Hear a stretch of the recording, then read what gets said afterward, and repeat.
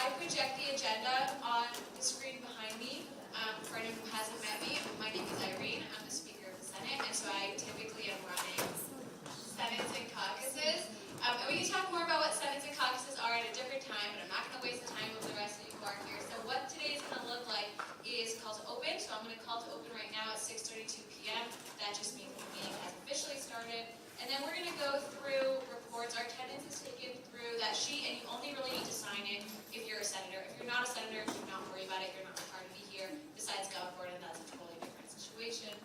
And so we're going to have reports from all of our governing board members. Gov Board are just, it's sort of like the equivalent of an e-board, but for student government.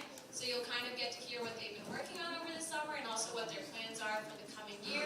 And that way, if you're interested in getting involved with them, or you just kind of want to know what USG has been up to, it's a good way to stay in the loop. So we'll do that in order, and then we have a few voting items, which should be very, very fast, very standard things. No pieces of legislation, so it should be fast. And then we have a few discussion items, announcements. And after that, if we have extra time, we'll do a few bonding kind of things, like get to know who is here. If we don't have time, I'm not going to keep you over time. We'll just call it dismissed. So we'll see how that goes. Any questions before we get started? Okay. All right, so with that, we're going to start our reports. And to start us off, Abby, Academic Affairs Chapter, come on up. Woo!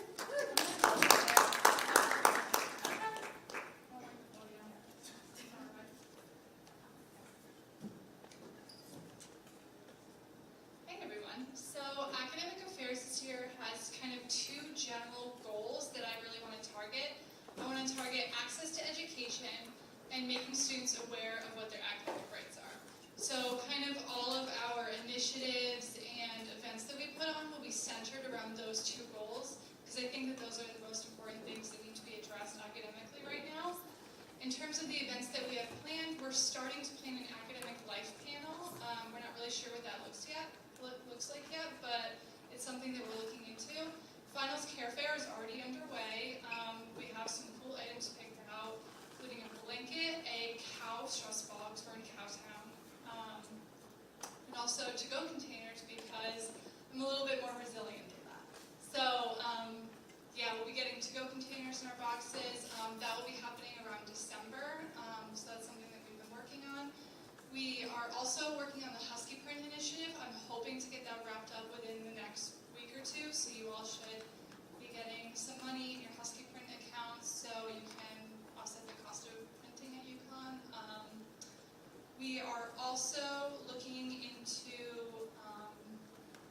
we're also doing things in the University Senate. One of the things that we'll be looking at today is ABR. That's another thing that I've been working on. In terms of committees, I'm sitting on Scholastic Standards currently, and at the last meeting, one of the big highlights is that the Delta 2GE, which is the new Gen Ed curriculum that's been working in University Senate for quite a while, will be in the Budget Committee this year, so that's kind of where that kind of plan is at. Did anyone have any questions for me? We got one on the back. Yeah, did you say Delta 2 is in budget? Yes. Why? Because it has moved on from where it was, I think it was other curriculum courses. They finished the implementation phase of like that part, so now they're looking at how they can implement it budget-wise. Okay. That was what I heard from the Senate Executive Committee. I don't know. It didn't make much sense to me, but that's what I heard. Yeah. Yes, Lisa? You want to just explain what Delta 2GE is in the budget for people? Yes. So University Senate is basically the big brother equivalent of USG. That's where the big decisions are made. That's where faculty are the senators instead of just us as students. They're the ones that have the real power to make decisions. Budget Committee is one of the many University Senate committees, along with Scholastic Standards, which is what I work on right now. There's also curriculum courses, which I believe we might have a confirmation for today. And there's a bunch of other ones, so if you're interested in that, let me know. But University Senate is where the big decisions are made. Delta 2GE, so you might be familiar with the content areas that we have right now for our curriculum. That's all going away. It's all changing. It won't affect probably any of you, even if you're freshmen, but it's something to think about when you're thinking about the future of UConn and what kind of institution this will be, and how you as an alumni want to look back on your college as it grows and develops. Do you want UConn to be growing and represent you well and bolster you when you get jobs? You want your employers to say, oh, UConn's a really good school. So looking at the curriculum is one way that you can ensure that the university is moving in a direction that is favorable for you. Anything else? Abby, did you mention what time your committee meets and when? I did not. My committee meets on Thursdays at 6 p.m. in the SOC conference room, which is downstairs. It's Student Union 219. If you want to be on the email list, definitely drop me a Slack message or email me. And just for everyone who is a senator, all senators are required to be part of at least one committee, so kind of keep in mind while you're listening to the 4 different directors talk about their committees and what they work on, keep in mind maybe where you want to get assigned, because you have a say in where you get assigned, and you basically just put you wherever you want to be. So Abby has a wonderful committee and works on academic affairs. Good for Abby. Okay, so our next report is from our External Affairs Director, John. John, do you prefer podium or? Podium would be great. Yeah.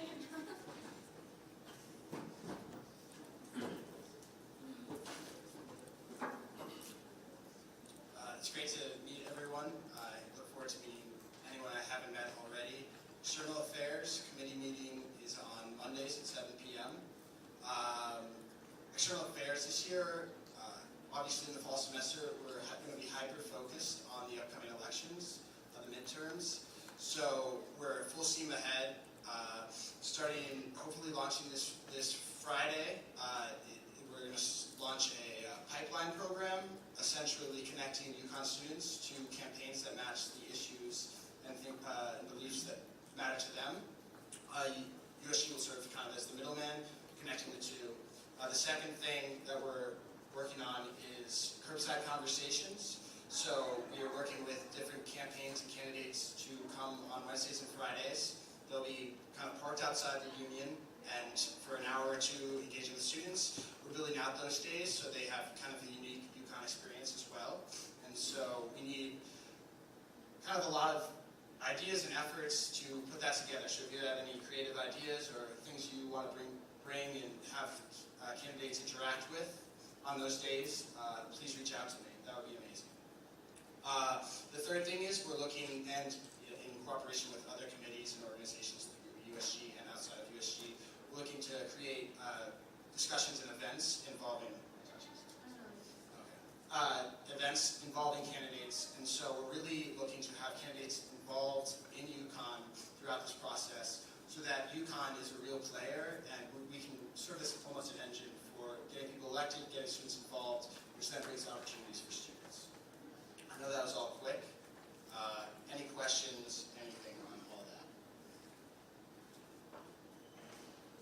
Perfect.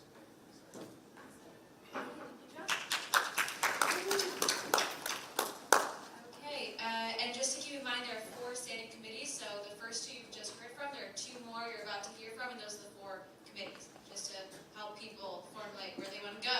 Okay, next we have Student Services. So our lovely director, Sydney, which one do you prefer? I'll take the podium. Okay.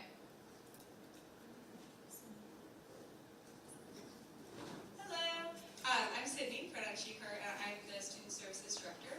Also, you can call me Funk Master. I'm really trying to get that to stick, so I even wrote it on there. I apologize if I keep sniffling. The winter cold weather makes my nose runny, so my apologies.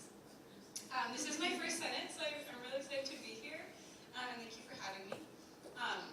Also, I really wanted to wrap my whole report up this morning, or this afternoon, to try and talk about student services, but our SoundCloud rapper Joe over here didn't lay me any beats, so stay tuned. That's why you called me? Yeah, that's actually what I called you, so stay tuned. I hope I can have it next week. But first, what is student services? So student services addresses student needs through programming and event planning. This does include food insecurity, sexual health, mental health, environmental justice, and transportation and recreation. We are the swaggiest committee, which has been endorsed by Peter and Mason. Appreciate it. yeah, so I see some senators here that have been in our meetings, so happy to see you again. I hope you continue to come. Some programs that we've done in the past, so the Husky Market budget is passed through student services, but it has really been fronted by the Vice President's office, so I can't take credit for that. But we do support that. We have done the period box, also known as tampon time, which is a free menstrual care distribution, free menstrual products distribution on campus. If you ever heard of Community Bride Day, that was also done by student services.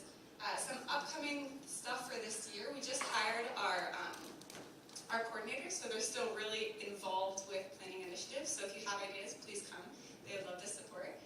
But some things that are kind of in conversation, potentially implementing a community pantry on campus, supporting more biking infrastructure on campus. But again, it's still really in the development stages, so please come. So when is Student Services Committee? So it is 7 p.m. in Student Union Room 324 on Thursdays every week.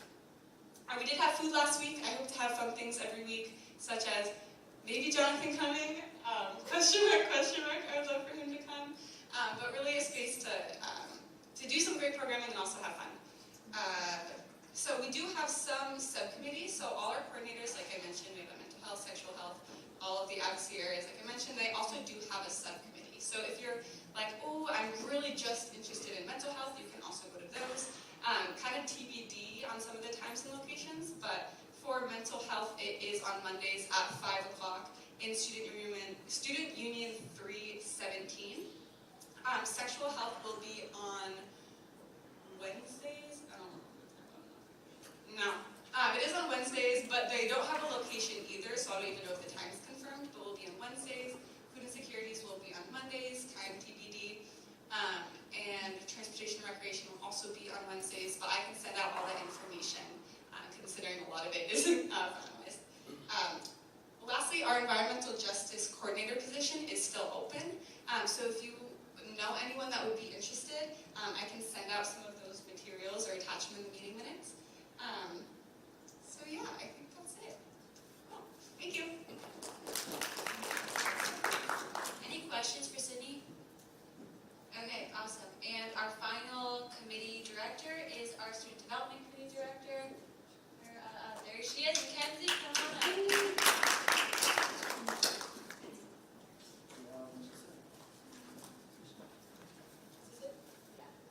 Hi guys, I'm Mackenzie. I'm a sophomore. I'm the student development director. This isn't my first Senate year. It's like number 84. I really don't know. But we love it here, obviously. Because I'm back. Student development, we're basically focusing on like the more social needs on campus of the students with our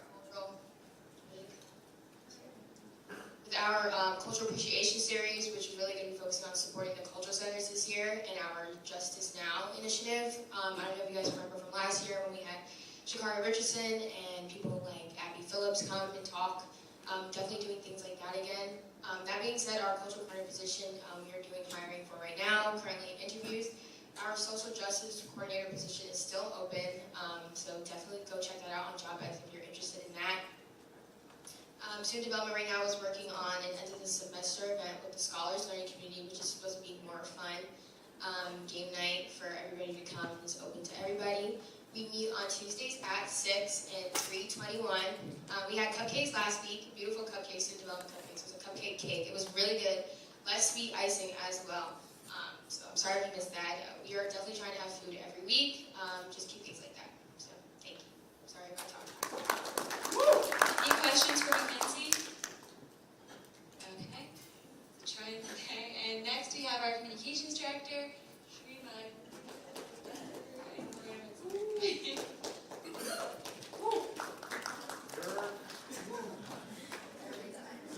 Hi everybody, I'm Shrima. I'm actually new to USG, but this is not my first Senate. And I am the communications director, as Irene has said. And the communications team overall has been doing a lot, like since the summer and now and just all the time. So I made a list of different stuff we've been working on just to update you guys. So we have been working on the sexual assault task force report with Mason to make sure that, and also with the university administration, just to make sure that not only the conversation around that work continues, but also that the actions that have been stated in that report are implemented and are accessible to students, and that students know about that information. So that's one thing we've been working on. We also had a partnership with Huskython, and we did a kickoff event that really increased our social media engagement. They're great partners, we love working with them. And we had Husky Market. I'm not going to talk too much about it because I know Peter's probably waiting to talk about it, but we had over 1,500 students apply, and we have the largest budget for Husky Market we've ever had. Yeah, definitely claps, yeah. And we're thinking about how we can continue to elevate this program that's really important to students within communications and across USG.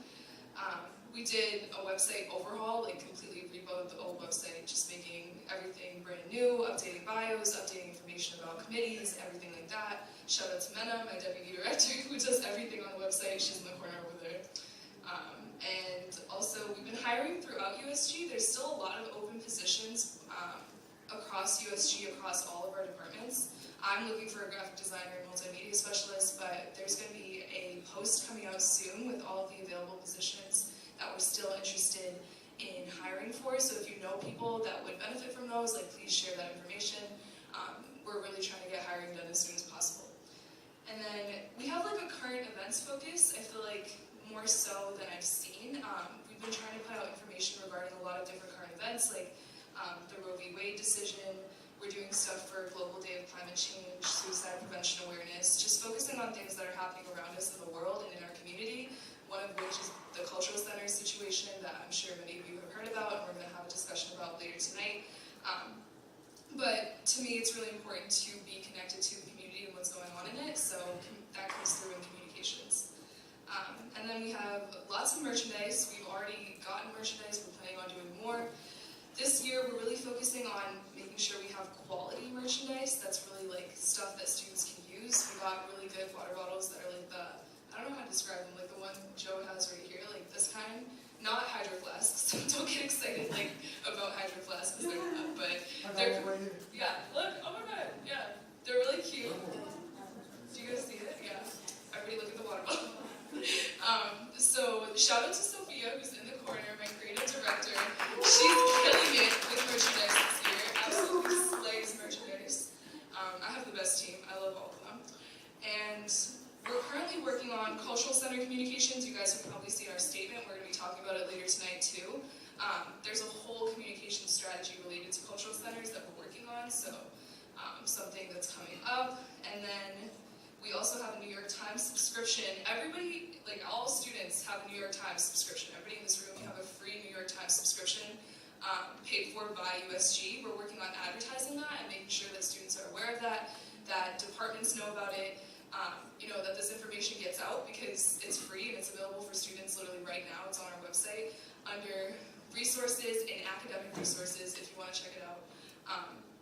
But yeah, we're working with Abby, Academic Affairs, to promote that and make sure that students know about that.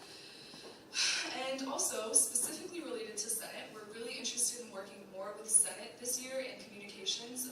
We want to make sure that the work that you do is more visible, not only on campus, but outside of campus and to everyone. So one of the ways that we're thinking about doing that is by integrating Senate within LinkedIn, a project that Peter has been working on with our team, to sort of highlight different legislation that you put out that you're really proud of, and maybe the senators who have worked on it on LinkedIn as a means to have your work on a public platform that is recognized and more visible to everyone. So we're just trying to think of ways that we can make Senate more visible overall and more integrated into our communications, which is definitely something that's been lacking and that I want to work on. And we're also thinking about merchandise, different opportunities to elevate the senator experience. So yeah, that's everything for me.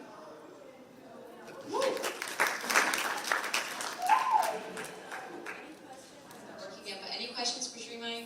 How did you get to be so cool? Okay, next we have a report from our Chief Justice, Jack. Hello everyone, so my name is Jack, for those who don't know me. I'm the Chief Justice. So right now, in the judiciary, it's all about elections. Elections are almost upon us. The intent to run, I'm going to close it at 11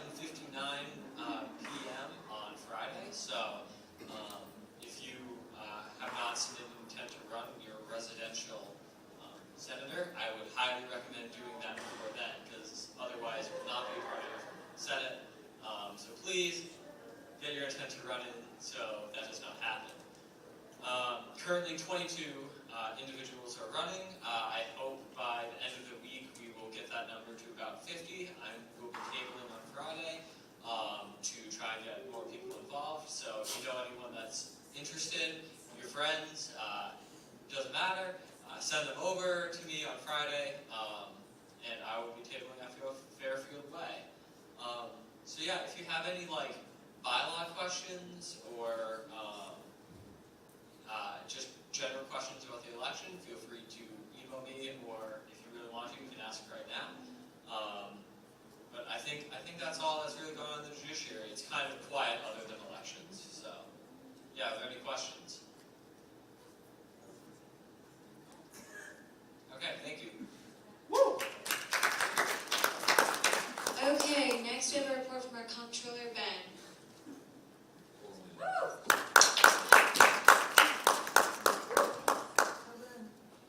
Thank you. Hi, everyone. For those of you whom I haven't met yet, I'm Ben, USG's comptroller, CFO, treasurer, money dude, call me whatever. What? Yeah. Yeah, we're doing a lot of work, both internally and externally, trying to make sure that USG is prepared for this awesome year of advocacy and spending. We're working to get all that merch in so we can table it out. We are working right now, we talked about the cultural centers already, we are working to try and support the cultural centers in a lot of ways, and we're just generally getting started, onboarding everybody, getting all the payroll and everything set up for us to have a fantastic year. We are currently preparing the budget. Expect 2 Senates from now, which is the 19th, for us to have a whole big chat about the budget. We're also going to be doing a lot more financial procedure training for senators this year, so that you guys really understand how we are spending our money and how we're using student fees to benefit the students. Yeah, if you've got any questions about anything with a dollar sign in front of it, reach out.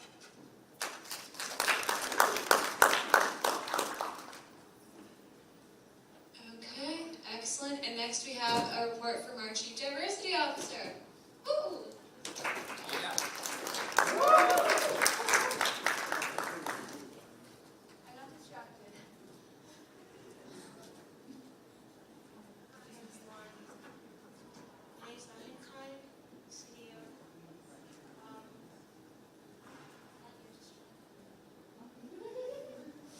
Okay, so I have a few things to report. First, we're planning the DEI town hall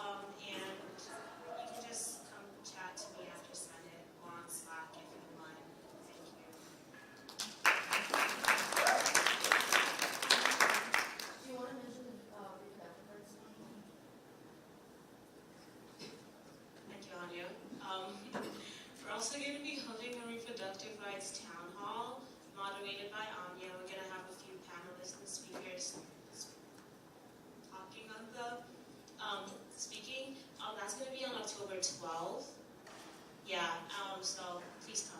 If you want any more information, you can come to either Anya or I. Thank you. Any questions? Okay, so it's my report time. How many of you are senators by raise of hand, just so I have a sense of who here this is going to apply? Okay, a lot of you. Okay, so this is very much going to be important for you to listen to, because not that everything here is important, but this is what Senate is planning for this year. So if you're staying a senator, listen up. Okay, so we have a general approach to how we're going to take this year, and that obviously can have adjustments. But as of right now, we're thinking a two-pronged approach, which is going to include external and internal pipeline processes. Okay, so which one you want to participate in, or both, is completely up to you, and what your goals are for what you want your outcomes of USG to be at the end of the year. All right, so the one thing I think that bridges the two pipeline programs is that we're really focusing on skills. You have the committees where you're going to be working on tangible projects. We want to empower you to further those projects and also further your own objectives outside of USG by empowering you with skill sets that you can use beyond USG, because that's something valuable we can provide you. So for our internal pipeline program, we're looking to help you take your advocacy to the next level, regardless of what your advocacy may or may not be. That includes a lot of presentations and guest speakers from admin, particularly admin who you may be targeting in your advocacy. So if any of you at any point in the year or the semester are working on a project and you say, I would really like to speak with the Chief Diversity Officer of the university, or it would be really helpful for me to know, who runs the budget for the university. We can bring those people into Senate meetings or to caucuses and allow you more direct access to those people so that you can actually have a conversation about your project. Because we know firsthand it's really difficult to get meetings with these people sometimes, and that can really impede the speed at which you're able to achieve your objectives. So that's one thing we're looking at. We're also going to be doing a legislation workshop, as we always do, right at the beginning of the term of the new senators who are coming in. So once those elections are closed and senators come in, we're going to have a legislation workshop. So if you don't know how to write legislation, don't worry about it. I know some directors are also doing individual work with that. Abby did an amazing job coming up with materials on that. So there's existing opportunities to develop your legislation writing skills, but if you really have no idea what's going on, don't worry, we're going to cover that. We are also going to establish a mentorship program. I know Allie's going to do a lot of work on that, and has been, so she'll talk more about it as it develops, but just sort of putting that out there for you to know that there will be people that you will be sort of assigned to if you want to participate in the mentorship program, so that you have someone you can go to with questions if you don't necessarily feel comfortable coming to one of us at any point of the year, or if you just want another friend. And also really, USG should be about developing networks and connections to people that maybe you'll work with in the future, or maybe have a job opportunity for you in the future, something like that. So we want to empower you with those connections as well. We are also going to try to help senators connect more with their constituents than we have in the past. So that does not mean office hours. I know past speakers have done office hours. I think that's a little bit of an unnecessary imposition for me to force you to do office hours, because I know in the past a lot of students just don't go to those. So it's optional to you if you want to have your own office hours, by all means, but if not, we're going to give you other opportunities to connect with constituents more directly. One example is we are thinking that we want to do something where we will work with the communications team so that you can speak in front of a camera connecting with your constituents, because for any of you who do want to go into public service, that's a skill set that you may want to develop. So we're going to have a camera sort of follow you around, and you talk to different constituents to see what it is that maybe you should be targeting your advocacy for, while also developing your communication skills. And with that, we also are working on our external pipeline, which connects into that entire theme of developing those skills. We want to bring in public speaking coaches. I don't know how many of you might be interested in that, but if you are, please let me know.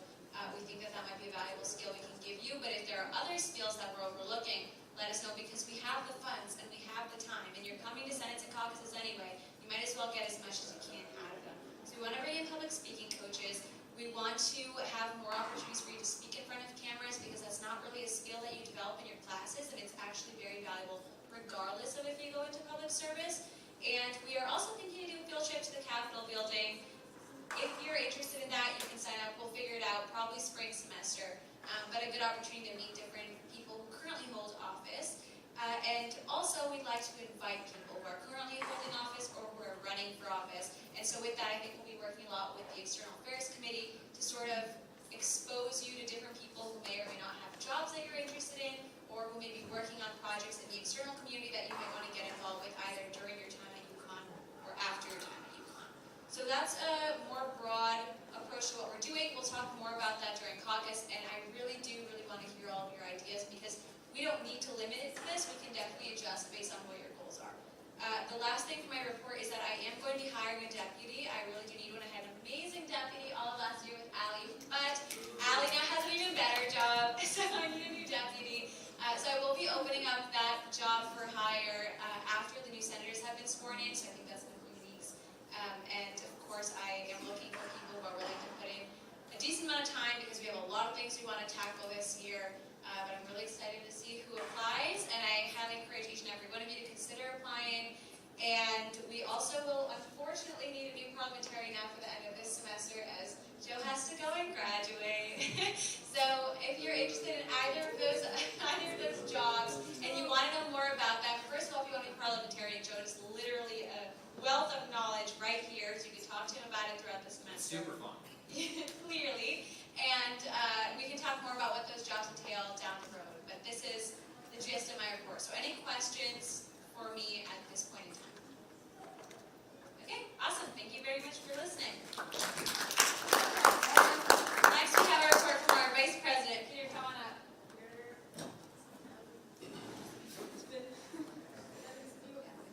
All right. Hi, everyone. I think I met everyone. My name is Peter. I'm our Vice President. Nice to see our room kind of filled again. Hopefully there's more in the next few weeks after elections. That's first thing. And I know Jack mentioned it already. If you know anyone or you're up for election, please just tell them to run. We want to fill this room. We want to make our family that much more bigger. Beyond that, some things I've been working on. My office oversees the hiring process. So as all our kind of community directors mentioned, there's tons of positions that are still open. If you yourself are interested, or you know a friend that's interested, please tell them to apply. It's great opportunities to kind of continue your student advocacy while still getting paid. Really awesome. My office has also been overseeing some recruitment and retention events for our organization. As Drew mentioned, launching that LinkedIn and sticking with that theme of career development for you senators. It's a great way to then promote the work you're doing behind the scenes, so that then you can go and build that professional network. So I'm really excited to get that program off the ground this year. Another example of recruitment retention we did a Huskython kickoff event you might have seen that was really successful. Allie's going to talk later about some really cool upcoming stuff. Beyond that, I've also been overseeing our Tier 2 relations as organizations. What that means is also our funding process. So our funding for Tier 2 organizations, that's currently underway, and that'll go throughout the whole year. Also our SOC, that's our Student Organization Center. They're doing great work to just provide our Tier 2 groups on campus that space to maybe hold meetings or provide them with any resources they might need. That space is also there for you guys too, as senators. That's in Student Union 218 if you're ever looking for a space to go. That's the place for you. As USG, that's your home as well. And then finally, last but not least, Husky Market, and I wasn't waiting for you to talk about it. This year, it's officially already kind of underway. We had over 1,800 applicants. They're going to be getting close to $500,000 in grocery store gift cards. Yeah! I cannot take the credit at all. I have to almost give all of it to Shrima and that communications team. They absolutely killed it. There's no way we would have given that students without them. Yeah, absolutely killed that outreach. I'm sure you saw on our Instagram. If you didn't, you should definitely be following us. Beyond that, really excited to continue Husky Market and kind of what that might look like in future semesters. That's all for me.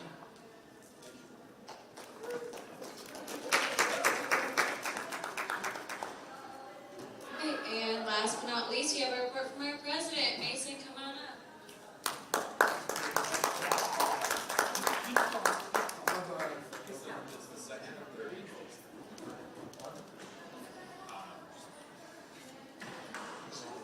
You guys hear me? Yes. Awesome. Okay, so for those of you guys that don't know, first thing of the year, my name is Mason Holland, pronouns he, him, is. I serve as the student body president here at USG. So, a couple of updates of things that we're working on. One, in terms of the cultural center conversation, I'm going to talk about later in discussion, so that it can be a discussion, so you guys can pitch your questions, comments, or concerns you have with me on what we're doing. But I'll present on the other things that I have ready for today. So, as Abby Abby talked about earlier, we have our University Senate committees, and really in line with what she said, they are a larger version of USG. So all the major decisions that happen at the university when it comes to like decisions that faculty make decisions on, so like, pass-fail policy being changed or withdrawal deadlines being extended, those are things that are decided within the University Senate. That's also where our anti-black racism course proposal is, so if we're successful, it'll be mandated for all first and second years starting in fall of 23. But I mentioned the Senate committees because we still have nominations to make. I make those selections. And we have faculty standards, which is a committee that deals with standards and the protocols that pertain to faculty. We also have university planning, which is it's pretty in line with the name. They plan out the university's direction for the next couple of years, along with scholastic standards. Scholastic standards is one of the key committees that will be working on ABR, talking about ABR, and just dealing with a bunch of different academic policies. So if any of those things sound interesting to you, or you want to learn more, please feel free to reach out to me or to come talk to me at the Senate.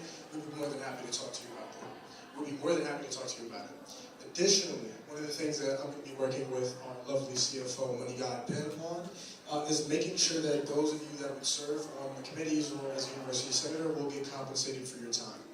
Last Senate that we had, I recently passed a bylaw change that allowed those of us who are currently on USG payroll, so those of us on the board, anybody else that holds a position in USG, to be compensated for time that we spend on the University Senate or within the committees. We do a lot of work on those committees outside of just meetings. We meet outside and talk about directions. We meet with administrators, faculty to make sure our proposals get through. So it's definitely something that you will be compensated for if you are selected for, and that's something that we're currently working on now. So again, if you're interested, please let me know. We're more than happy to talk to you about it.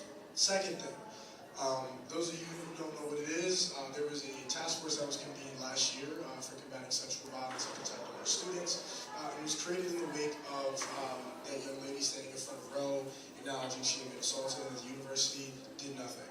After a USG proposal passed through, we eventually called upon the university to do something. The task force was created, and after about 6 or 7 months, a final task force report came out. As Shimon mentioned earlier, the report's out, but our communications effort hasn't stopped on it because the fact of the matter is there's so many things that happen at the university that students never find out about. People didn't know who we were until we told them, right? People didn't know that Plan B was paid for by USG. People didn't know we had a period box program or Husky Market. The same for the Combating Sexual Violence Task Force report. So one of the things that we're working on is not only continuing advocacy on the actual task force, I'm one of the representatives on that task force, but also letting you guys know what the recommendation implementations look like.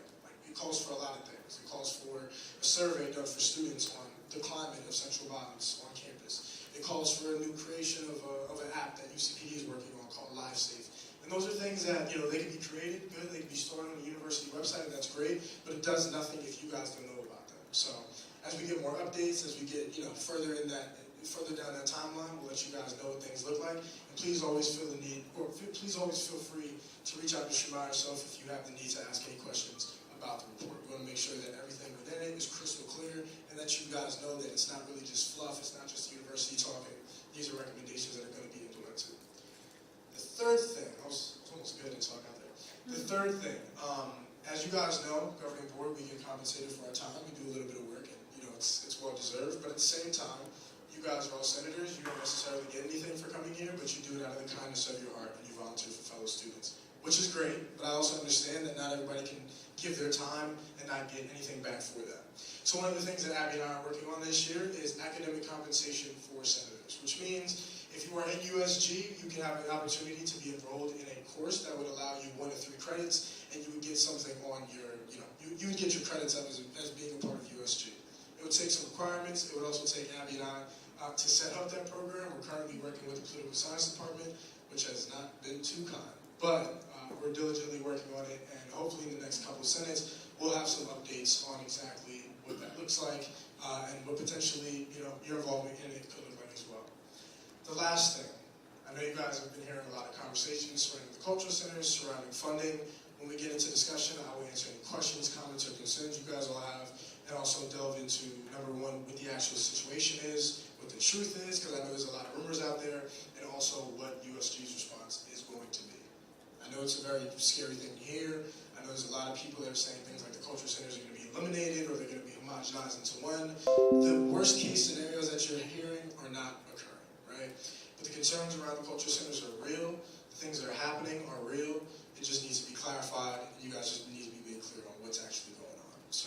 Again, feel free to ask any questions, comments, concerns when we talk about that, but I'll get into that a little bit later. Any questions on anything I just talked about?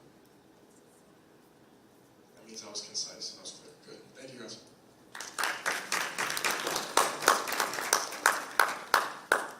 Okay, so we're going to take it a little bit differently in Senate, this particular Senate, just because it's the first one, so I'm going to sort of be explaining more than I normally do. So our reports just now were a lot longer than they normally will be, so you don't normally have to sit through this many reports. It's just it's the first Senate of the semester, so it's important for everyone to kind of know where we're starting off from. Now you're all caught up for the most part, and if you have more specific questions, you can go and meet with people on your own time, and we can kind of go from there. So at the beginning of every voting item section of the agenda, every time we have Senate, we do something called approving the minutes. I should probably bring my computer over here. We approve the minutes. This just means that we approve the notes that were taken on the previous Senate. So we had an emergency Senate online, I think maybe a week or two ago, I can't remember, and there were notes taken.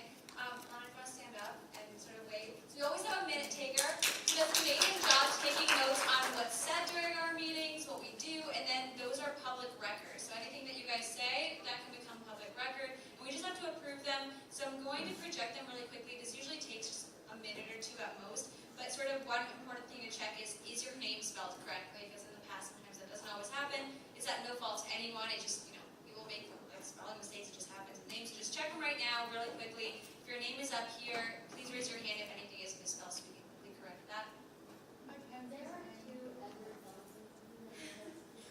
I feel like that's happened before, specifically with Edward Yes, Zeller. there are. Because he has so much personality. Okay, you said there's something with the head. No cities. Yeah, those are my people over there. Got you. Anything else? Oh, Englar. I caught Kenzie's name, but not my own. I don't think I was here at this meeting. Okay. Jack, is this how you spell your last name? Oh, because you were on my laptop, remember? Yeah. Anyone else? Anyone else seeing anything that should be corrected? Okay, and you all have access to the agenda. If anyone here does not know how to access this agenda that I'm projecting right now, please let me know after Senate. It's really easy for me to show you, and that way you can click all these links on your own and like sort of see things that are displayed. Okay, any other concerns about these minutes before we approve them? Okay, so now what we're going to do is we move into a typical structure. So first, present the thing, we just presented the minutes. Then we say, are there questions? So does anybody have any questions? None? Are there any points for discussion? That's the third point. Any discussion on these minutes? None? And then we go into a vote. So because there is like absolutely no reaction, we're just going to pass them by unanimous consent, which means I just ask, does anybody object to them getting passed? And if somebody objects, then just raise your hand, and then we can go into like a vote. So does anybody object to me passing these by unanimous consent? Seeing none, the minutes pass, and then we can move on. Okay, so our first confirmation is Anna Parker to Academic Affairs. We have an event advocacy coordinator position, so Abby, if you want to say a few words before we move forward.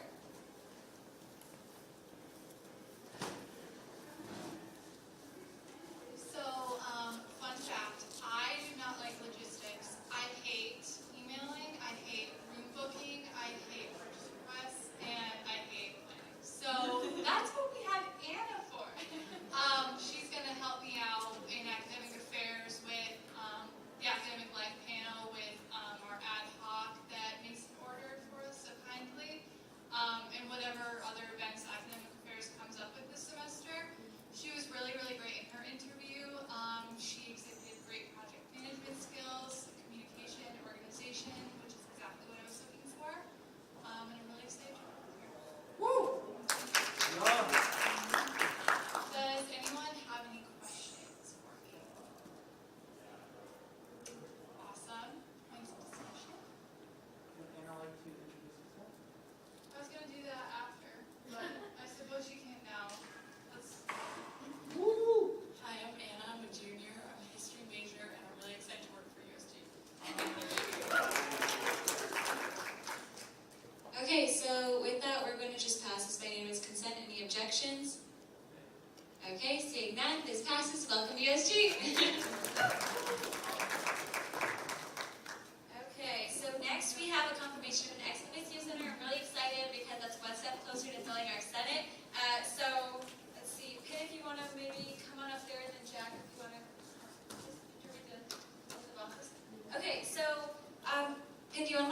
yourself and tell us a little bit about yourself? Yeah, sure. My name's Pen. I'm a senior this year.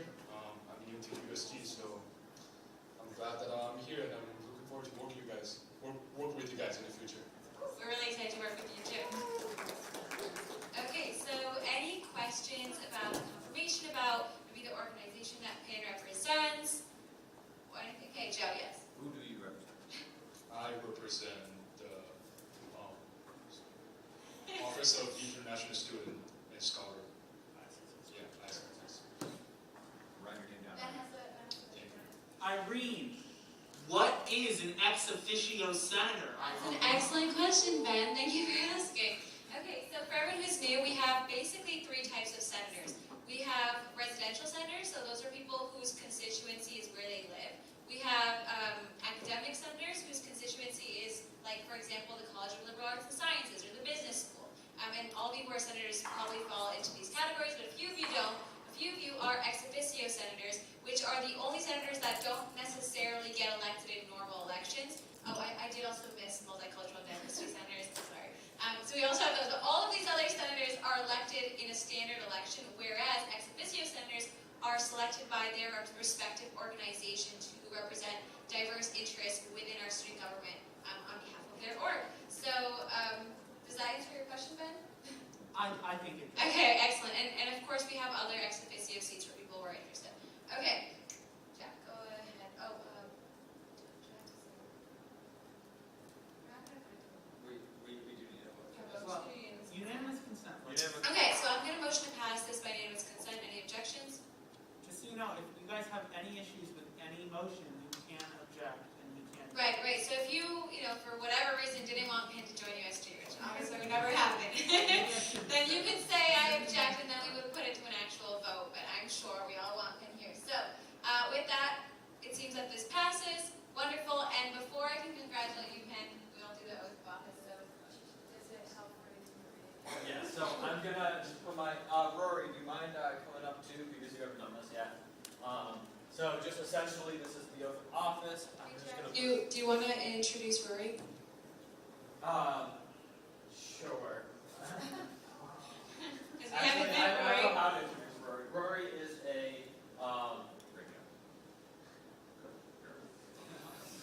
great girl. I don't know. Rory, if you'd like to introduce yourself after we were done with this, that would be excellent. Okay. Rory has already got confirmed last week, but could not attend the Senate. So, can you, both of you, raise your right hand and repeat after me? The oath of office is over there on my computer, if that helps. They have a mic over there. Oh, for both of them. Alright. I state your name. I, Ping Lu, Do solemnly promise to uphold the Constitution, bylaws, and rules of the undergraduate student government at the University of Connecticut and STORS. do solemnly promise to uphold the Constitution, bylaws, and rules of the undergraduate student government at the University of Connecticut and STORS. I promise that I shall consistently and faithfully earn the vote of the constituents whom I have been elected to serve and represent. I promise that I shall consistently and faithfully earn the vote of constituents whom I have been elected to serve and represent. Finally, I shall maintain a vigilant eye on the welfare of the entire student government, that we may diligently work together to successfully advocate for, represent, and serve the entire student body.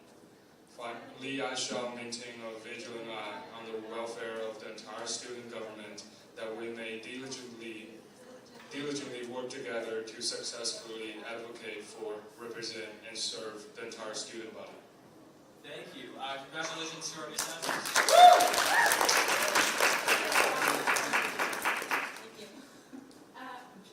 Rory, because I don't know if you really got a chance to introduce yourself. Would you like to? Hi, I'm Rory. I'm a sophomore, and I'm the Diversibility Senator. Okay, well, welcome to USG. We're glad that you're here. And I think the next agenda item, hopefully, is what I can see up there, which is Ben getting confirmed to a satisfied representative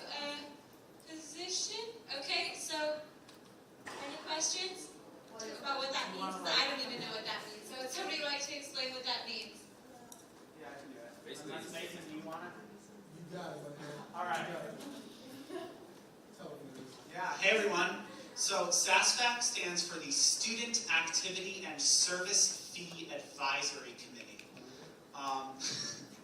Essentially, this group meets every year to decide on your student fees. Those include, well, the rec fee is constant and doesn't get changed.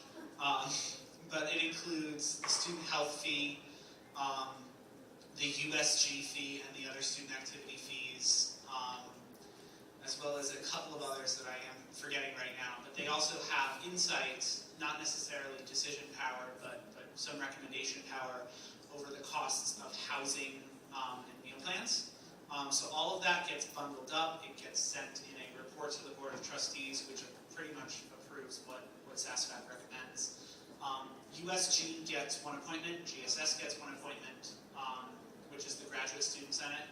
And in addition, there's 2 more undergrads and 1 more grad who are chosen by some vice provost or someone else chooses the others. But Mason has chosen to appoint me to SASFAC. And if anyone has any questions about that, now's the time. Satisfaction guaranteed. Yeah.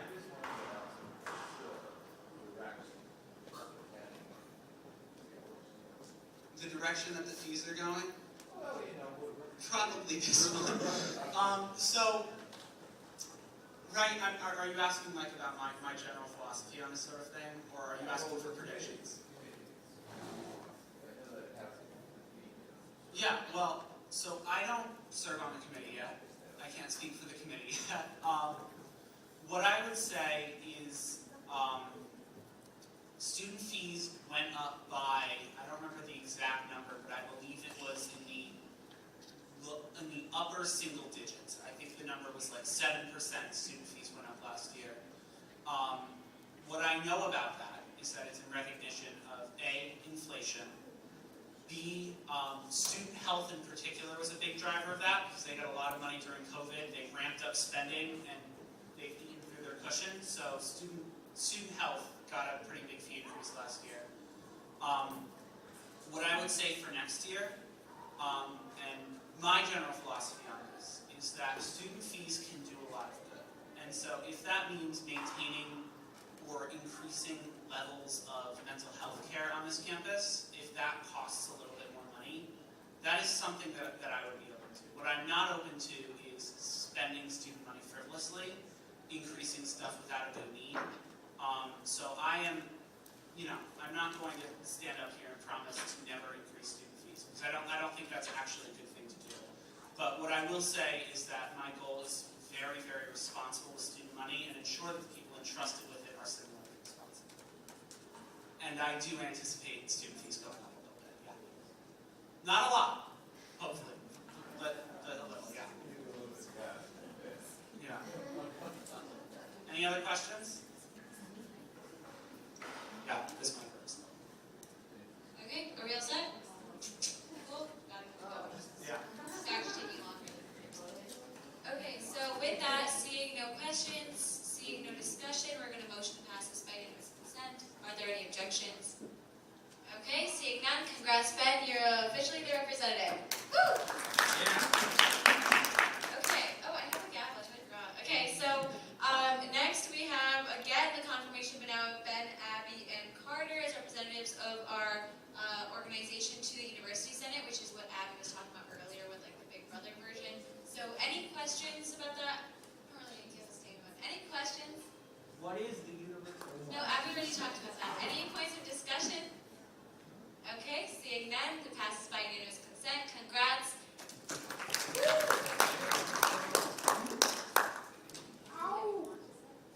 Okay, excellent. So, next we have the confirmation of Mara to University Curriculum and Courses Committee. So actually this one maybe you should...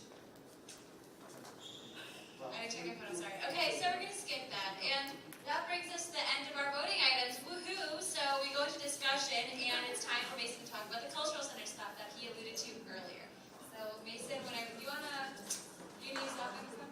Okay, and like this is actually a discussion. It's no longer voting items. Anybody can participate, so please do participate because it's a really serious issue for students and for us, who are also students.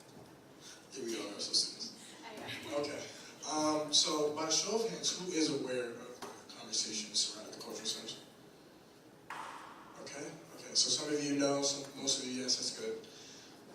So essentially USG became aware, myself, I became aware that there were student concerns surrounding the cultural centers after President Rebecca Merrick visited the cultural centers last week, 2 weeks ago. And the concern was primarily about the way that she had went about it, and also the time in which we're living in regards to her position. So for those that don't know, UConn is slated to pick its next president pretty soon. I'm expecting within weeks. And she is the intern, right? So if she's the intern, there's certain things that interns do, and not a lot of it is really like involving yourself in university affairs to the degree that she is.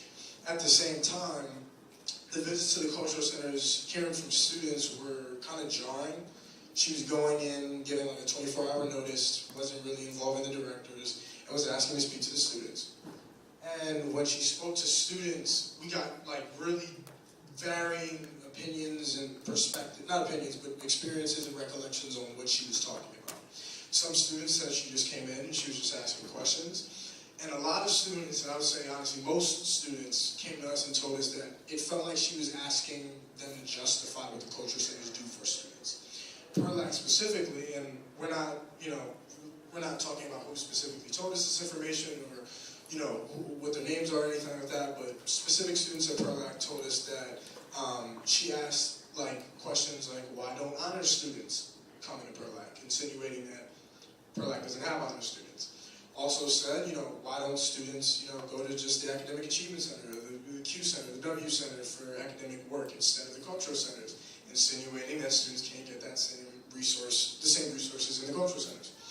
There was also, and we don't know the degree to which this is true, but there was also, reports that she made some really inappropriate comments, right?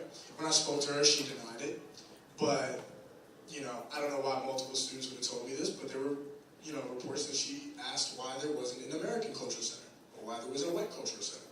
So when we heard those things and we started to talk about them, it became increasingly clear that even if there weren't problems in the cultural centers, there was perception problems around how students were seeing the situation. So I asked Hankine, I asked Mackenzie and Carter, who's my chief of staff, is not here tonight. I asked them to go into the cultural centers and to speak to students that were there and ask them nothing about the budget, nothing specifically, engineered to create a debate around what the president of the school is doing for the cultural centers, but just designed to ask, how are the cultural centers doing in this year, right? Are they in a good place financially, or just anything, right? Anything on the cultural centers. And to a cultural center, every single cultural center we talked to, every program that we talked to, expressed issues that were ongoing with what they would be able to do. The ACC, as most of you know, or some of you know, we've lost student employment within the last year. It was related to some other issues, but that was concerning. Talked to the Rainbow Center. Students said that their funding was cut. Talked to the Women's Center. They said their funding was cut. We talked to PERLAC. PERLAC actually went into great detail and said that their mentors, their mentors, they couldn't move them in early on, and they were having difficulties moving them in because they didn't have the money. And then at the end of the day, Reslife just allowed them to do it. But the point was they didn't have the money to be able to finance that themselves. Also talked about how they couldn't staff their desk for 3 weeks, and actually when we went to talk to them, that was the first day that they were able to staff their desks. So the messaging was kind of clear across the board, and obviously it was student concerns, so some of them may not have been entirely accurate, but generally all of them were concerned about the direction that the cultural centers were heading towards in terms of funding. So last week, in the USG office, I convened a ton of students who were either a part of the cultural centers or interested in the conversation to talk about the different things that were going on and let them know, we plan to engage with administration and faculty on these issues. So, when we met last week, the concern was really evident. A lot of students wanted to get involved. They wanted to be able to address Rudenka and other administrators and ask what was going on, right? The other thing that I want to do today here, before I kind of go into what I know about the situation, is say that, number one, the cultural centers are not going anywhere right now, right? The cultural centers are here for the minute, they're here to stay, and they're not at risk of losing funding tremendously or not being here within the short term. At the same time, they're not going to be combined into one, right? And then lastly, they are not being defunded, right? There's no intentional effort by the administration or the university to go into the cultural centers and say, you guys don't need this money. We're taking the money out for you. But the problem is, the cultural centers desperately do need money in terms of labor, in terms of renovations, in terms of programming, right? And if anything, they need more money than they actually get. The problem is, the ODI budget, the money that they've been given to work with and allocate to the culture centers, has never changed, right? The school has never committed more money in order to make sure that all the cultural centers can continue programming and labor and just general center functions the same as last year. So what ODI told us that they're doing, and this is what they said in their statement, is they've had to pull money that the other cultural centers would get and give it to the cultural programs, MECP and NECP, right? And that's not to say that because of those cultural programs, the cultural centers get less, but it's to say that the school is not giving ODI more money in order for all of them to function as they should. There were other people saying that programming and student labor wasn't necessarily affected. It was. I spoke with Angela Rolla, ASAC, for those of you that don't know. And when I talked to her, she talked about the ASAC mentorship program and said that she had to cap mentors this year because she couldn't financially support more. Also talked about there could be programmatic issues this year because there's not enough money to work with. Literally told me, like, this year is the 30th anniversary for ASAC. That was cool because I didn't know that. But this year is the 30th anniversary. And she literally said she's having to weigh, like, do I bring a speaker and do I really make this celebration extravagant or do I pay student workers, right? That was essentially what she said. So taking all that, combining that, it's clear that even though the cultural centers are not losing money at a large scale, even though they're not getting defunded, they need more funding. They need a university commitment to more funding. The response has been to harp on defunding and say that they're not defunding this, they're not defunding that, but to also mention inflation, that we can't keep up with inflation, and also talk about the fact that, just saying that ODI is reallocating in a way that they get less, and things like that. There's a lot of conversation surrounding that situation. The clear position that we've taken in a statement that went out this week, and that we will continue to take moving forward, is that the cultural centers need more funding. So, the USG response surrounding that has been to, number one, put out a statement. I know it's kind of performative, but just to let people know where we stand in terms of saying the cultural centers need more funding. For those of you that don't know, we just welcomed the class of 2026, which is the most diverse in terms of identity, right? 14% of the students that came in are black. I think around 48% identify with the minoritized population, which is crazy, right? But if we're not proportionately supporting diversity and equity initiatives within the cultural centers more, then what does that do, right? If we can bring students in and slap them on a brochure or on the side of a bus, or say that we have this many students in the School of Business, but there's no real efforts to retain them, then what are we doing it for? Another thing the school has talked about is that they've boosted money in terms of diversity and equity initiatives across the university. But we also know that most students of color don't really feel comfortable in their classes, right? Sometimes you're in majors that, you're one of the only people that look like you, right? So a lot of us, our safe haven is the cultural centers. A lot of us do go to the cultural centers for personal support, for academic support, for career support, and at the end of the day, for community support. So, again, we put out a statement, but more than that, the other thing that we're doing, and we're waiting to make sure we have our room reservation for it, also waiting to make sure that everybody can do it, and we schedule it. But we're scheduling a town hall for Monday, October 3rd, and hopefully it'll be here, right? We'll put out all the communications in the flyer when we actually get things situated and structured, but that's what we're looking at. So for those of you that have heard these concerns, who have concerns of your own, and really want to communicate that to Rebecca and other members of the administration, I would invite you to come, all right? Your voice needs to be heard. And I told her when I spoke to her last Sunday, that it's not my role to tell her what everybody's concerned about, because I have my individual concerns, right? I come from the ACC, but I don't know what's going on in ASAC. I don't know what's going on in PERLAC or the Rainbow Center and ACP, right? I can't represent every single student's concerns. So for those of you that do have an opinion, who do have a perspective, please come and share it. And again, we'll keep you updated as more things come up. The other thing that we're doing, just making sure that I'm going the same track. Another thing that we're doing is we're continuing to court student feedback on what they're seeing, right? If they see programs already starting to be affected, if there's already been conversations about student labor difficulties in terms of putting on certain things within the cultural centers, those are things that we're seeking to find out, right? So within this next week, leading up to the cultural center town hall, and the week after, we want to be able to talk to students. We want to be able to talk to the cultural centers and really clarify what's going on. HankCon is being, HankCon but she's helping us in convening the cultural centers to talk to students that are within them.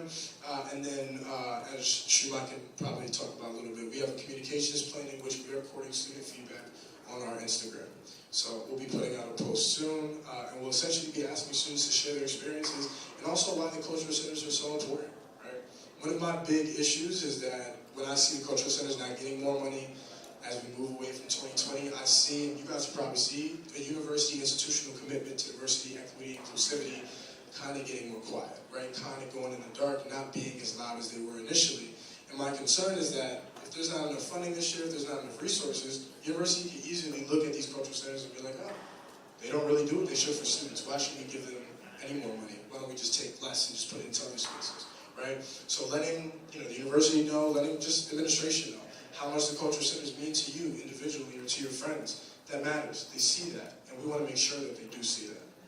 So that's what we're doing. Initially, I put out an op-ed today in the Daily Campus. I did that because all the administrators read the Daily Campus. So they all, at this point, are aware that, we have concerns regarding the cultural centers, and we want to be able to speak to them about it. So as things develop, we'll continue to keep you in the loop. We'll also let you know as soon as the town hall is scheduled.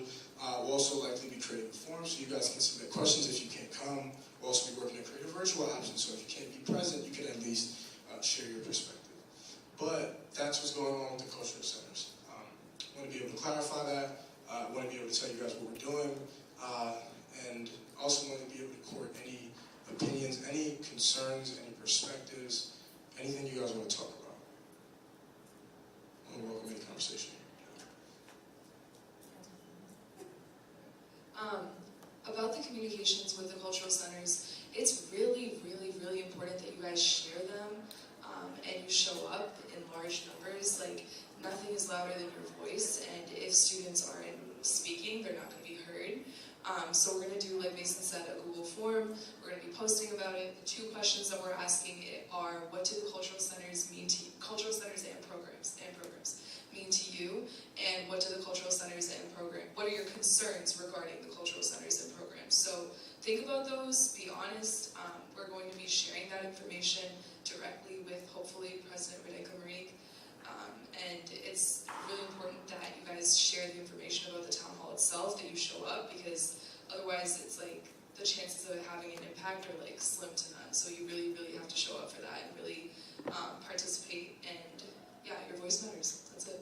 So keep an eye out for all of those communications on our Instagram. Everything is going to be on our Instagram. Hopefully we're going to do physical flyers and stuff like that too, but just make sure you're looking at our Instagram for that.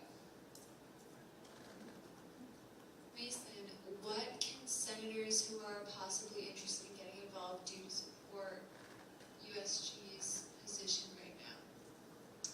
That's a great question. So, I'll be honest, a lot of what we're waiting for right now is administration to kind of respond, because we have ODI's statement. I've spoken to Radenka. The only thing that I really want to see now is Radenka get in front of students and be able to talk to you guys about what's going on, right? I want to be able to ask her to her face in front of students, like, do you want to commit more money to the cultural centers? Is that one of your plans, right? The presidential search that's going on, if she's a finalist, she'll be the next permanent president, right? If you stay here, if you represent us for however long you do, is that one of the things you're committed to. But one of the things that we do need help on are really clarifications around what students are seeing within the cultural centers, right? A lot of this stuff's not on paper, right? A lot of what programs we be dealing with or what the student labor concerns are, they may not be in a budget, right? They may not be in a line item that we can FOIA. So whether it's somebody that you know that works in a cultural center or somebody that just visits the cultural centers regularly, things that they've noticed, things that they've heard about, right? Any feedback that we can get from students is helpful. The other thing I'll mention is we care very much about protecting students on this campus and in issues regarding this. So anybody that you know that will be a cultural center worker or that that doesn't want their name revealed does not have to worry about that. The only thing we care about is feedback, right? You don't need to identify yourself. That's okay. So that'll be the first thing. That'll be the main thing, is helping us get feedback on the cultural centers. And at the very end of the day, like, I think just spreading the word about what we're doing, like making sure that students know that we are setting up a town hall, that we do want to hear your voices, even if you have nothing to say. Somebody has something to say, right? And you guys are here because you represent the students that may not have the time or may not feel like they can. So spreading the word and also helping us court feedback. And if you hear anything that you would like to communicate with us, you're obviously obviously have our emails. You can come get my phone number after if anything. But those would be the main things.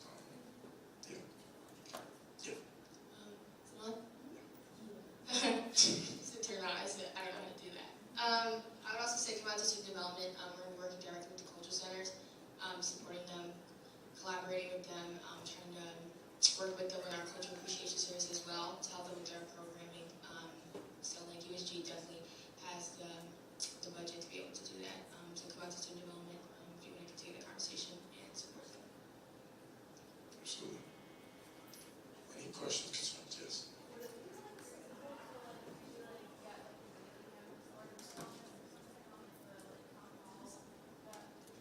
I'm ahead of you on that. Yeah, I've reached out to them. One of the things that we're talking about with them is communicating different things. Like we don't want to communicate on just one. Like we don't want to talk about two things, but they can talk about something or keep them out of the loop on anything. So that's one thing that I've talked about. So anything that comes up that like in terms of communication, Streamline is literally the best. So anytime we're trying to put the word out on anything, Daily Campus will be aware. Also just trying to create pressure, obviously, through the op-ed that I created today so that students know that we're doing something. But really what I've seen is that DC is, students read DC, but administrators mainly read DC as well. Like I was told that, I forget who told me this, but they said like every morning, as soon as the paper comes out, certain administrators are checking in to make sure that they know what students are talking about. So if anything, that would be more so like an administrative thing to let administrators and faculty know like we have a town hall. Our main communication with students will come through social media because we know, if not everybody, most people have Instagram, TikTok, Twitter, so it'll circulate.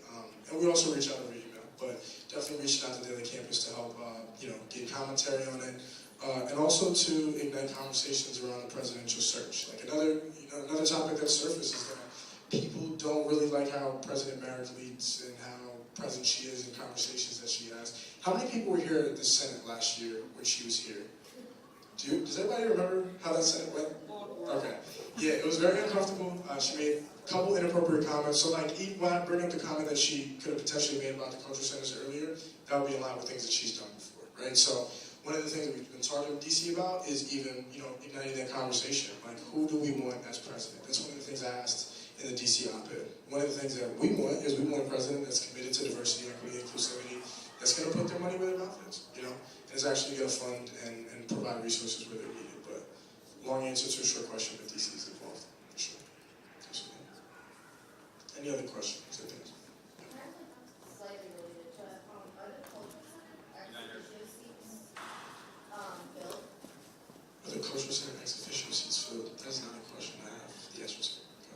So I have very recently reached out to all of the ex-officio constituencies. Some of them are already filled, like Kyle behind you represents an ex-officio, and now him too. But a lot of them are vacant right now because we sort of renew them every year. So this is the time we want to fill those. So I have reached out to all of them. I had, I think, 2 cultural centers get back to me that they're going to start looking. But if any of you are either a part of a cultural center right now or have friends who are really actively involved in a cultural center and you think they'd be a good fit, please pass it along because we do want representation for every cultural center and every program. But currently not. They mentioned filling a little bit disenfranchised from USG. I would definitely agree. yeah. Given our student funds and the money that we have that's there looking for, we can probably support them. Yeah. Too. And it's a lot easier for us to support them when they're here to help us make decisions. So definitely, yeah, they're empty right now, but we're hoping to fill them within the next month, hopefully sooner. Like as soon as I get a recommendation from a cultural center, it gets filled. The other thing that I will mention is that, and this is something that when Mackenzie Carter and I met with Angela, that we talked to her about, that we've been talking to the other cultural centers about. This is not about speaking for the cultural centers or the programs. This is about speaking for the students who brought concerns to us that we want to address. And the best way that we can is get the university to realize that there's obvious funding gaps. But by no means do we want to speak for any of the cultural centers or programs. So if any of them want to be part of the conversation, join in terms of the ex-officio seats, we welcome that. We want that.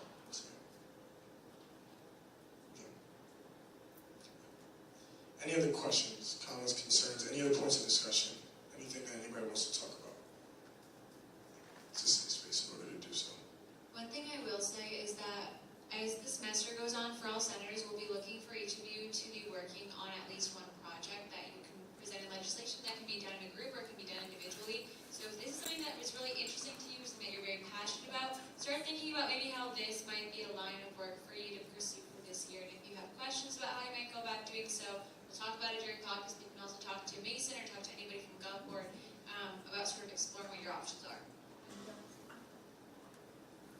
Also, I will be incentivizing legislation workshops with a cool gift, and it will be upwards of $150.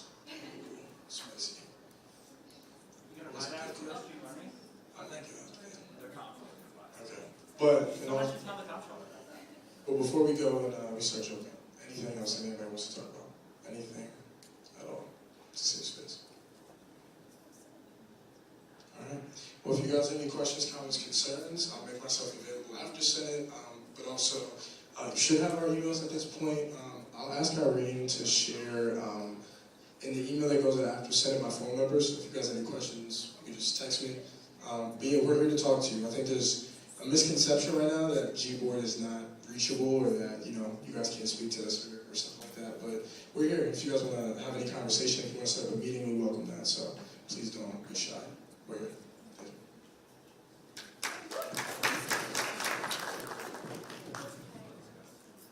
Alright, so now we have a few announcements. They should be relatively quick. I'm going to pass this along to Allie. Do you want to just go for the podium? Yeah. For two big announcements, then I have like maybe two very small ones, and then you can all head out. Hi everyone, I promise I'll keep this very quick. The first announcement, I'm Allie by the way. I was a deputy speaker last year, still technically currently, so if you have any questions about that, let me know about the role. But I'm also the chief of staff to the vice president for this year. So the first thing is Huskython.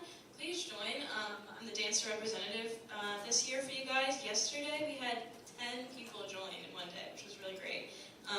But yeah, this week is registration week, so if you're a first-year dancer, tomorrow you get a free t-shirt if you register. Student Union 310, so I'll be there during the day. Come say hi. The link is in the Slack. If you're not in the Slack, it's also on the agenda.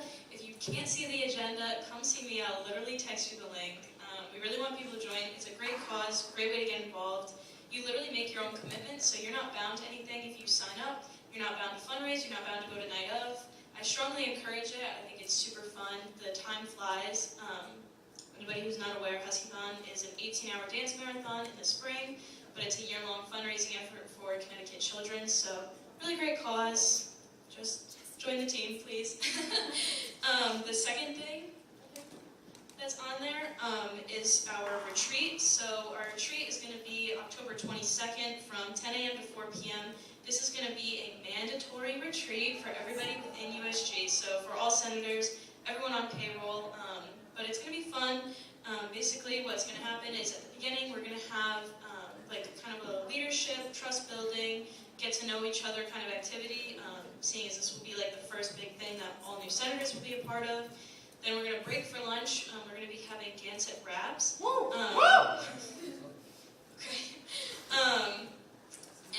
And then we're going to be having some presentations in the afternoon from GovBoard, and then funding staff and SOC staff will also be doing presentations just on kind of what everybody does. The Office of Diversity will be putting on a presentation, so it is mandatory, like I said before. We will be providing transportation, but we're not going to require that you take the USG transportation. I'll be sending out a form, but like if you have your own car, or your roommate has a car, or you know somebody within USG who has a car, and you guys want to drive, it's at Depot campus, so it's like 7 minutes away. That's going to be an option as well. But if you don't have access to any of those things, then we will have like a bus that's going to take people there. And that form is going to go out at the beginning of October. I think at the first Senate after the new senators are sworn in, just to give everybody kind of the opportunity to think about it. But mark your calendars, October 22nd from 10 a.m. to 4 p.m. I really can't stress that enough. And then the last thing that's not on there that I was asked to announce from Peter is the Slack. So the Slack is something that we're kind of transitioning to this year from GroupMe. You can kind of organize it a lot better. There's different group chats. There's one for Senate. There's one for each committee.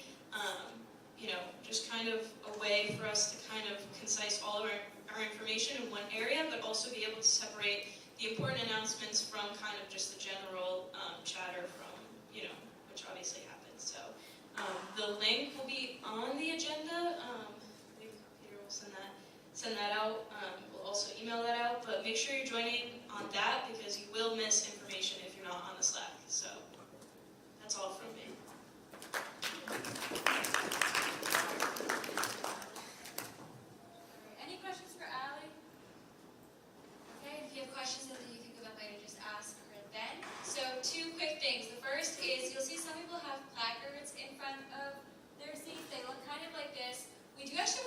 nicer ones, but for the time being, this is what like USG has always used. And we'll make those for everyone who doesn't have one. If you don't have one, could you let us know at the end of the Senate, because we will sort of update them when everyone gets into USG once we have the new senators, and just sort of make all of them then, because we do it all at once. But it's good for us to know, because if you aren't a new senator and you don't have one, we may just assume that you already have one. So let us know at the end of Senate. That would be helpful to us, and then you have your own card. And then the second announcement that I have is that we have caucus next week. So for those of you who are new, caucus and Senate are going to always alternate bi-weekly. So one Wednesday is Senate, the next is caucus, then Senate, and so on. Senate is more formal, and we're just going to try to keep it formal in the future. You don't have to be like dressed in like heels or something like that, but like relatively formal compared to caucus, which is going to be a lot more laid back. And caucus is not here; it's downstairs in room 104. You'll see the room number in the email. Don't worry about it. But it's a lot more informal, and we're going to have a plan for that caucus. The plan is that we're going to start to talk about what are the objectives that we have for our Senate for this coming year. What sort of things you want Joe and I and the rest of Senate leadership as it grows to work on for the year, and then what are some ideas you can start to work on individually for your own legislation. We'll talk about what that legislation will look like and so on in that caucus. But just so you know, next Wednesday, 6:30 p.m., we will have caucus. You will, of course, be receiving an email from me in advance, but just know that you have that. And I think that's it. So we're going to call to close at 7:55. Thanks for sticking around for a pretty long Senate, and the questions will be here. Yeah, make sure you sign an attendance sheet if you have not